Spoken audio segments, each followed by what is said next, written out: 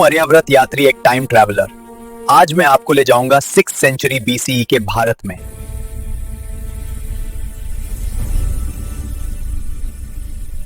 Soyra powerful mahajanapadas. ये सिर्फ राजा नहीं थे, ये नए युग की नींव थे। सबसे पहले मैं पहुंचा हूं Magadha. Lush green land, iron के वेपन्स और पावरफुल सेना थे। बिंबिसारा और अजातशत्रु जैसे राजा, और यहीं से शुरू हुई भारत की पहली महासाम्राज्य की कहानी। किनारे बसा कौशला महाजनपद। ये राज्य सिर्फ शक्ति का नहीं, संस्कार और धर्म का भी प्रतीक था। अयोध्या इसका हृदय था, जहां राजनीति और परंपरा साथ साथ चलती थी। अब मैं पहुंचता हूं वज्जी संघा। यहां राजा नहीं, सभा राज करती थी। ये दुनिया का एक प्राचीन लोकतंत्र था, जहां फैसले एक साथ लिए जाते थे। मलवा की धरती पर बसा अवंती, उज्जैनी और महिष्मती जैसे शहरों के साथ ये राज्य ट्रेड और आर्ट का केंद्र था। यहीं से वेस्टर्न इंडिया का कंट्रोल होता था।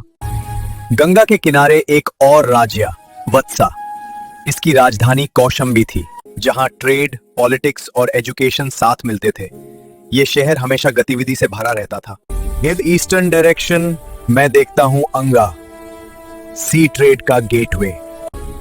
चंपा इसका मेजर टाउन था, जहां से फॉरेन ट्रेड आया जाया करते थे।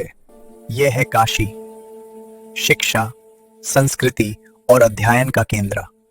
इसकी चमक इतनी थी कि कई राज्य इससे जीतना चाहते थे। मल्ला एक गणराज्य था और चेदी एक योद्धा राज्य। ये दोनों अपनी फ्रीडम और ब्रेवरी के लिए मशहूर थे।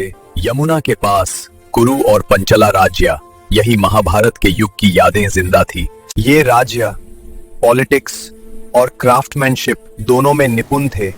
नॉर्थ वेस्टर्न डायरेक्शन में गंधरा और कंबोजा, यहां से वेस्टर्न इन्फ्लुएंस दिखाई देता है। तक्षशिला जैसे एजुकेशन सेंटर्स ज्ञान का विश्व द्वार थे।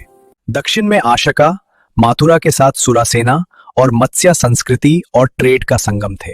ये द 16 महाजनपदास, जिनमें से कुछ मिटे और कुछ ने मिलकर जन्म दिया मौर्य एम्पायर को। मैं आर्यावर्त यात्री अपना सफर यहीं समाप्त करता हूं, पर इतिहास का सफर कभी नहीं रुकता।